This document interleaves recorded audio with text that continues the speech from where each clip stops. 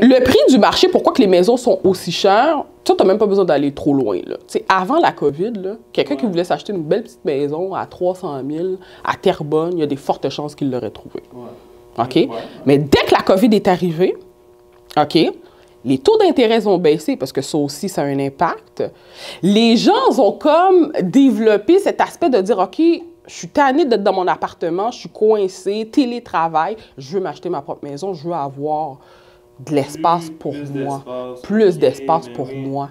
Tu comprends? Puis là, en plus, les taux d'intérêt ont baissé, fait que ça aussi, tu comprends? L'autre problème aussi qu'on a, il n'y a pas assez de propriétés sur le marché actuel.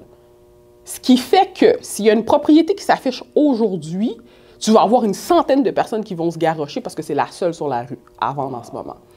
Alors que si on avait beaucoup plus d'inventaire, tu comprends, on serait beaucoup plus dans un marché équilibré. L'acheteur aurait le choix de décider, OK, j'ai visité ça, ah ben garde, je vais te donner ma réponse dans une semaine. Tu sais, j'ai le temps. Aujourd'hui, c'est pas ça, là. Aujourd'hui, tu visites demain, il faut que tu fasses ta promesse d'achat, là. Sinon tu la perds, là, la maison, là. Tu comprends? Fait que tous ces éléments-là ont fait en sorte que ça donne une pression. OK, ben voici une bonne question pour toi. Dans un marché où il y a une maison qui se fait mettre sur le marché, puis à part, comment est-ce qu'un courtier immobilier se démarque par rapport à d'autres? Quand il y a des acheteurs? Oui. OK. Premièrement, être préparé. Tu connais le marché, tu as une préqualification bancaire, fait que tu es capable de prouver que tes clients, ils sont capables de passer à la banque. Moi, je te disais tantôt, excusez, j'ai oublié que ça ne filmait plus, je suis même capable de donner des garanties aux courtiers, inscripteurs.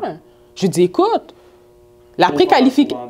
Ben, au vendeur ou au courtier qui a inscrit la propriété, je dis, écoute, la préqualification, c'est mon courtier hypothécaire qui l'a faite. Sur la précale, là, quand tu regardes, là, les seules conditions qui sont marquées, c'est d'avoir la promesse d'achat, la déclaration du vendeur, puis que l'assureur, bien entendu, accepte le prêt. That's it? That's it. Parce que tous les documents, il les a déjà vérifiés. Il n'y a rien besoin d'autre.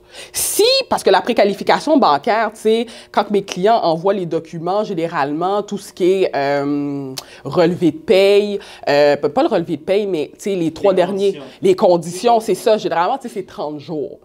Fait qu'au pire, si il y a besoin d'une mise à jour, il va juste appeler mon client et va dire, écoute, donne-moi une mise à jour.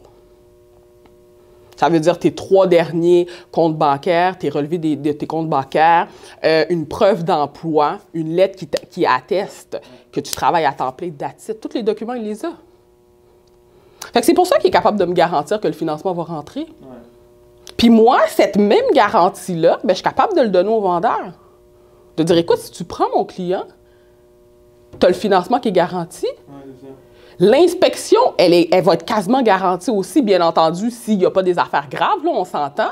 Mais si toi, tu connais ta propriété, puis que tu me dis qu'il n'y a rien, ben à l'inspection, il n'y aura rien qui va popper non plus. Tu comprends? Puis en plus, je connais le marché, je connais à combien les propriétés se vendent. J'arrive, je suis préparée.